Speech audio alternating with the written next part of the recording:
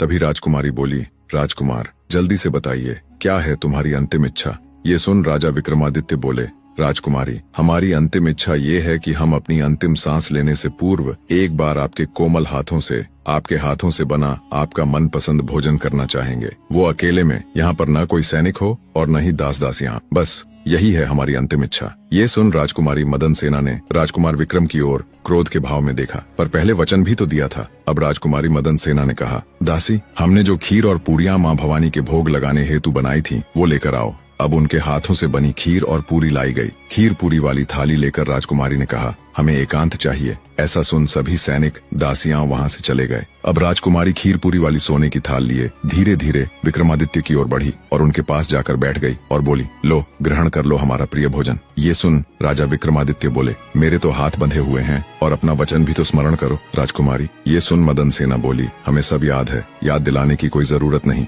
ऐसा कह उन्होंने अपने हाथों से राजकुमार विक्रम को भोजन कराया। ये इतना पावन क्षण था कि दोनों एक दूसरे को देखते ही रह गए, एक दूसरे में खो गए। तभी अचानक एक सैनिक आया और बोला, राजकुमारी आपको महाराज ने याद किया है। ये सुन राजकुमारी तेजी से उठी और वापस धनुष लेकर तीर चलाने को खड़ी हो गई। दासियाओं और सैनिक भी अब यथावत आ गए थे। राजकुमारी के हाथ कांप रहे थे। तभी विक्रम ने कहा, तीर चला दीजिए राजकुमारी, हमें आपके हाथों से अगर मृत्यु प्राप्त होगी तो हमें अत्यंत प्रसन्नता होगी। ऐसा कहते ही मदन सेना ने तीर चला दिया। तीर हवा में ऐसे गए मानो कोई दिव्यास्त्र हो। जैसे ही तीर राजकुमार के पास आया, उन्होंने अपनी बेड़ियां तोड़ी और तीर को पकड़ लिया। दौड़कर राजकुमारी का हाथ पकड़कर घोड़े पर बैठा, उनका हरण कर लिया और वहां से तेजी से घोड़े पर सवार होकर जंगल की ओर चल दिए। काफी दूरी तय करने के पश्चात राजा विक्रमादित्य अब घने जंगल के दूसरे छोर पर पहुंच गए। मदन सेना अब घोड़े से कूद जाती है और बोलती है, ये क्या कर दिया तुमने राजकुमार, मेरा अपहरण कर लिया। ऐसा करने से पूर्व तनिक ये तो सोचा होता कि एक स्त्री की मर्यादा ही उसका सब कुछ होता,